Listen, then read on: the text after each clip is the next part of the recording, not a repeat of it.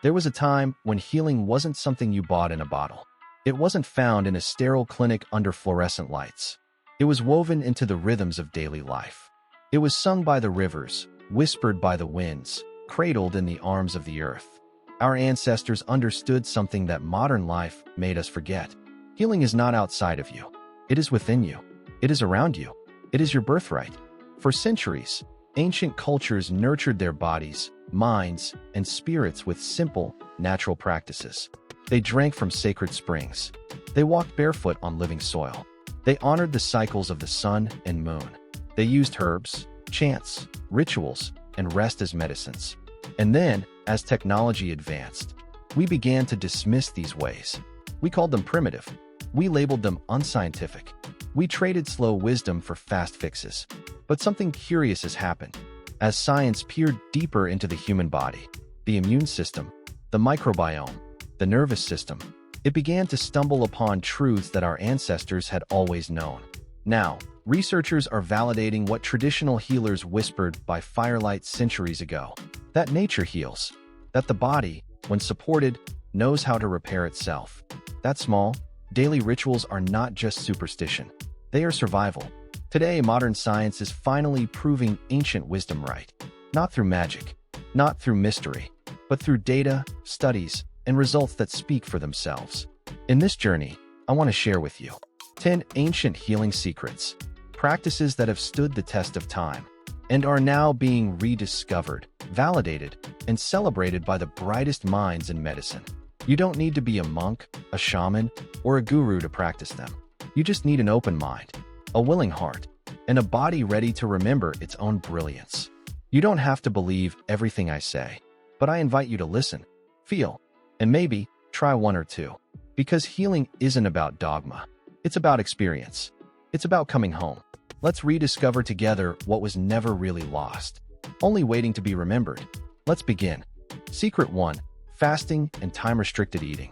Long before refrigerators, before grocery stores, before 3 meals a day became the standard, our ancestors lived by a natural rhythm of fasting and feasting. There were days when food was abundant, and days when it was scarce. There were seasons of plenty, and seasons of hunger. Fasting wasn't a trend. It wasn't a biohack. It was simply part of life. And somehow, despite long hours without food, our ancestors thrived. Today, modern science is catching up to what ancient cultures understood intuitively. Periodic fasting heals the body. Research shows that fasting triggers a process called autophagy, where your body cleans up damaged cells, recycles old components, and regenerates itself from the inside out. Fasting lowers inflammation. It balances blood sugar. It resets hormones. It boosts brain function. It even slows down aging. But you don't have to fast for days to experience these benefits. Even simple time-restricted eating, limiting your eating window to 8 to 10 hours a day, can dramatically improve your health. When you give your body longer breaks from digestion, you give it space to heal, space to repair, space to reset. I used to believe I needed to eat the moment I woke up and snack constantly to keep my metabolism going. But when I gently shifted to time-restricted eating, something incredible happened. My mind cleared. My energy soared. My cravings disappeared. My body felt lighter, cleaner, more alive. And more than that, I learned to feel hunger again. Real hunger. Not boredom. Not habit. There's a certain purity in allowing yourself to get a little hungry. A certain wisdom in listening to your body's true signals. It reminds you that you are not ruled by cravings. You are not ruled by the clock. You are free. If you're new to fasting, start small. Finish dinner earlier, say, by 7 p.m. Delay breakfast by an hour. Aim for a 12-hour fast overnight. Gradually stretch it to 14, maybe 16 hours, if it feels good. Always listen to your body. Fasting should feel cleansing, not punishing. It's not about starvation. It's about restoration. Tomorrow morning, instead of rushing for breakfast, pause, drink water, breathe. Let your body finish what it started during the night. The deep, miraculous work of healing. Fasting isn't about denying yourself. It's about honoring yourself. Honoring the rhythms your body was designed for. Honoring the wisdom carried in your DNA from generations past. Because sometimes, the best thing you can give your body is not more, but less. And in that spaciousness, you will find not weakness, but profound strength. Secret 2. Walking barefoot on earth, grounding. Imagine this. Your bare feet pressed against cool, damp earth. The soft hum of life rising up from the soil. The pulse of the planet meeting the beat of your heart. For thousands of years, our ancestors walked, worked, danced, and slept close to the earth. No rubber soles. No concrete barriers. No separation. They were grounded, literally, connected physically and energetically to the living pulse of the planet. And now, modern science is finally confirming what ancient wisdom has always known. The earth heals. When you touch the ground barefoot, grass, sand, soil, rock, your body absorbs free electrons from the earth's surface. These electrons are powerful antioxidants. They neutralize inflammation. They stabilize electrical systems in your body. They restore natural balance. Research shows that grounding can reduce chronic pain, improve sleep quality, lower cortisol levels, enhance immune function, speed up recovery from injuries. Grounding isn't spiritual poetry. It's measurable. It's biological. It's essential. And yet, today, most of us are insulated from the earth by shoes, floors, buildings, cars. We are floating in a sea of artificial surfaces, disconnected from the very ground that sustains us. Healing begins by coming back to what is simple, what is ancient, what is true. Each morning, after waking, I step outside barefoot, onto the grass, the dirt, the stones. I stand still for a moment, close my eyes, and breathe. I feel the coolness rise through my soles. I feel my body soften. I feel my mind quiet. Some days, I walk slowly, feeling each blade of grass, each grain of sand, each sacred connection. Even 5 minutes of grounding can shift your entire day. You don't need a special forest. You don't need perfect weather. You just need a patch of earth and a willingness to remember where you came from. Grounding reminds you, you are not separate from nature. You are nature. You are earth. You are alive because the earth is alive. Tomorrow, take off your shoes. Step outside. Feel the earth cradle you. Feel the ancient, silent electricity restoring you. Let the earth whisper to your cells. You are safe. You are strong. You are home. Because healing isn't always about adding more. Sometimes, it's about removing what blocks you from what you already are. And you, barefoot and breathing on this living planet, are already whole. Secret 4. Power of deep rest and true sleep. In the ancient world, sleep was not an inconvenience. It was not something to be minimized, hacked, or conquered. It was sacred. It was honored.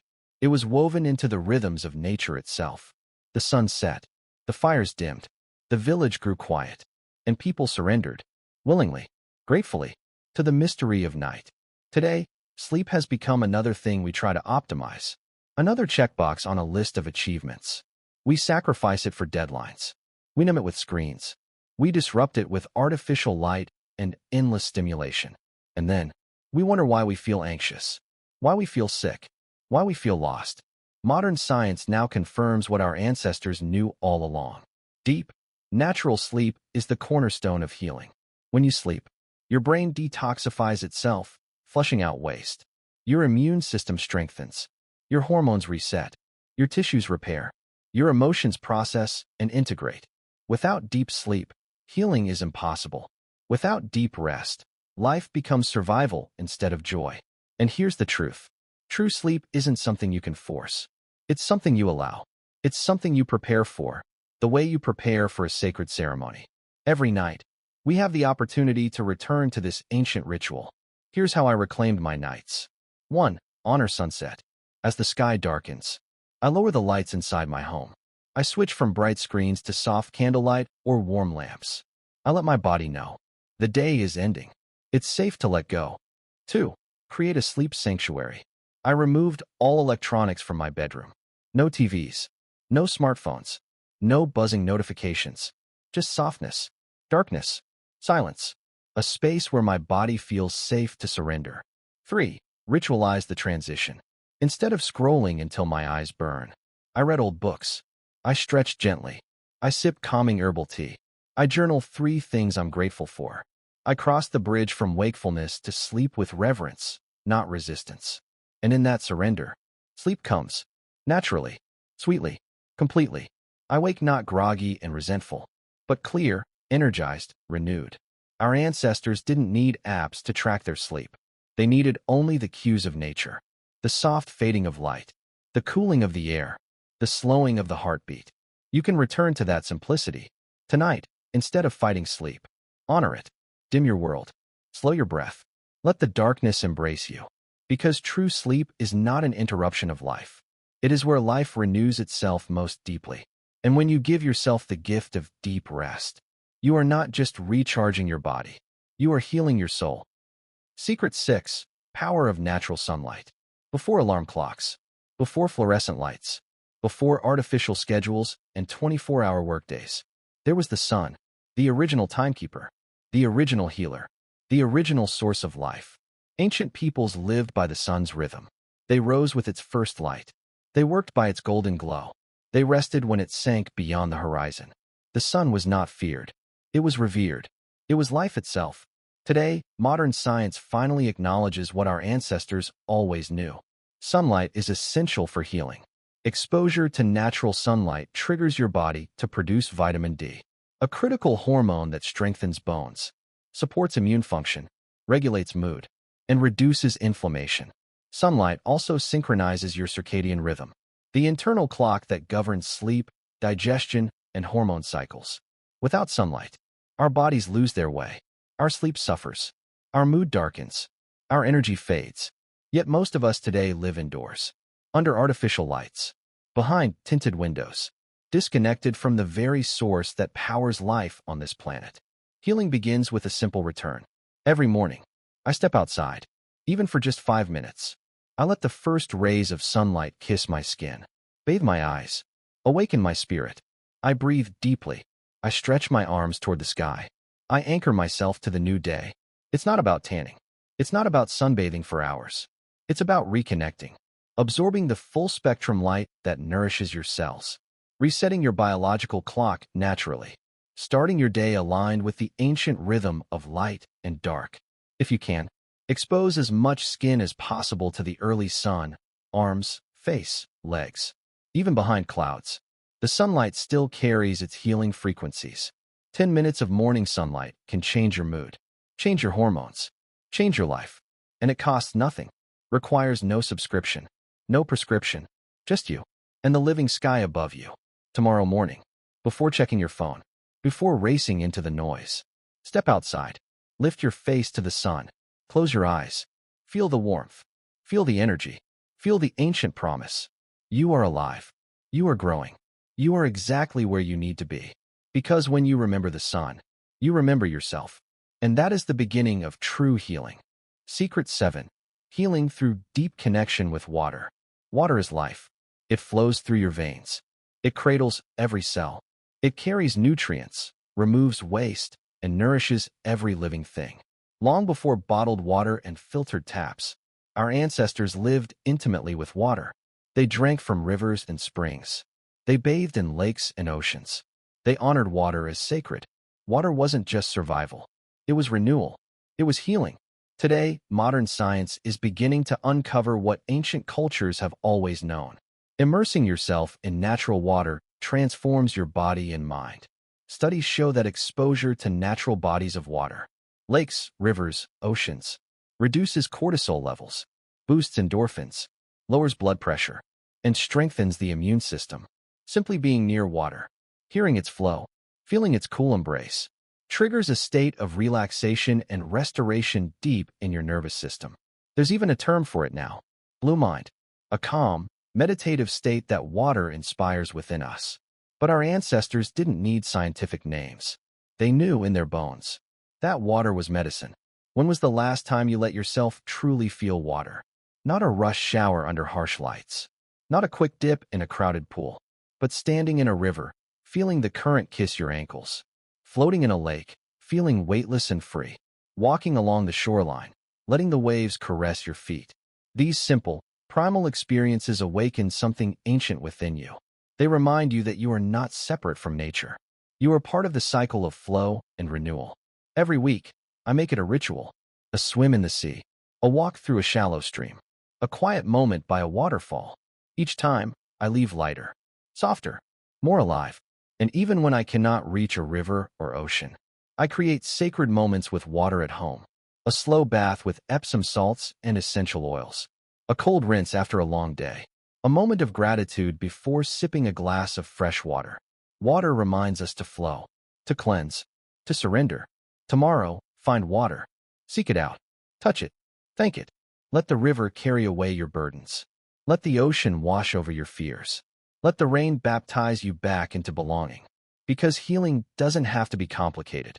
Sometimes, it's as simple as remembering who you are. A being of earth, breath, and flowing water. Secret 8. Power of stillness and meditation. In a world obsessed with doing, moving, achieving, stillness feels almost rebellious. But to our ancestors, stillness was not laziness. It was wisdom. It was healing. It was survival. Long before apps and studios popularized meditation, ancient cultures sat in silence. They sat with the rising sun. They sat by the flowing rivers. They sat under the vast, endless sky, not to escape life, but to meet it fully. Today, science finally agrees. Stillness heals. Meditation transforms the body and mind.